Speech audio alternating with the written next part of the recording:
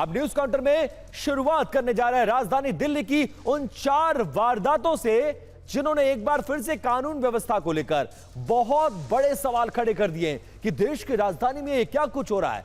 कहीं 48 घंटे के भीतर 2 हत्याएं हुई हैं, कहीं गैंगवार की हुई है और कहीं गोली मारकर एक मासूम को शिकार बनाया गया है, तो कहीं रंगदारी के लिए बिल्डर के घर पर गोलियां बरसाई गई। आप ये 4 तस्वीरें देखिए। पहली तस्वीर न्यू उस्मानपुर की है, जहां एक के बाद एक वारदातों से दहशत जैसा माहौल है। दूसरी तस्वीर भी न्यू उस्मानपुर की है, जहां 2 पक्षों के बीच में फायरिंग से ट्यूशन से लौट रहे मासूम को गोली लग गई।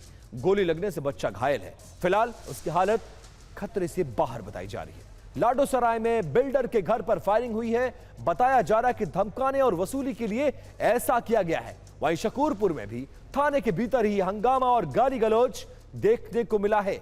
तस्वीर साफ है कि अपराधी बेखौफ है और दिल्ली पुलिस के सामने लगातार चुनौतियां बढ़ती जा रही हैं। और सबसे ज्यादा चिंता की बात उत्तर पूर्वी दिल्ली के न्यू उस्मानपुर इलाके को लेकर है, जहां कुछ ही दिनों के भीतर हत्या, फायरिंग, गैंगवार जैसी घटनाएं एक साथ सामने आई हैं। अब दिल्ली में पिछले कुछ दिनों के दौरान अगर किसी इलाके ने सबसे ज्यादा सनसनीखेज आपराधिक वारदातें देखी हैं तो वह है उत्तर पूर्वी दिल्ली का न्यू उस्मानपुर इलाका। मैच कुछ दिनों के भीतर यहां 2 नाबालिगों समेत 3 युवकों की हत्याओं की वारदातें सामने आई हैं।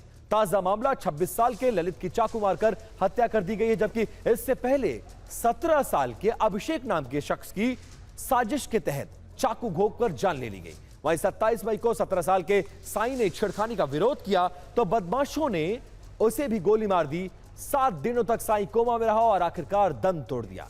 लगातार सामने आ रही इन वारदातों ने न्यू उस्मानपुर को दिल्ली में बढ़ते अपराध का एक नया एपिक सेंटर बना दिया है और इलाके की कानून व्यवस्था पर गंभीर सवाल खड़े कर दिए हैं।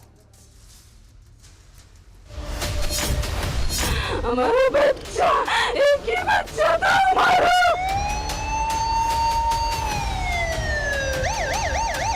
यहाँ पर रो रो के बुरा हाल है।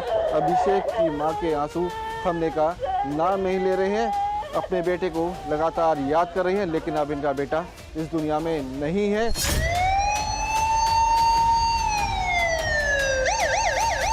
आपस में उनमें धक्का मुक्की होती है पहले, उसके बाद सीधा चाकू से उसे मार दिया जाता है। हमारा एक ही बच्चा था, हमारा एक ही बच्चा था।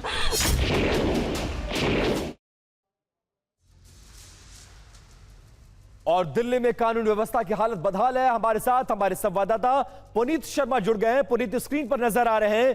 पुनीत, अगर आप मुझे सुन सकते हैं तो ये बताइए कि इस वक्त आप कहां पर खड़े हैं? दिल्ली को किसकी नजर लग गई है? दिल्ली की कानून व्यवस्था का जिक्र पूरे देश में होता था, लेकिन 24 से 48 घंटों में जो कुछ हुआ है वो ये बता रहा है कि दिल्ली में सब कुछ ठीक नहीं है।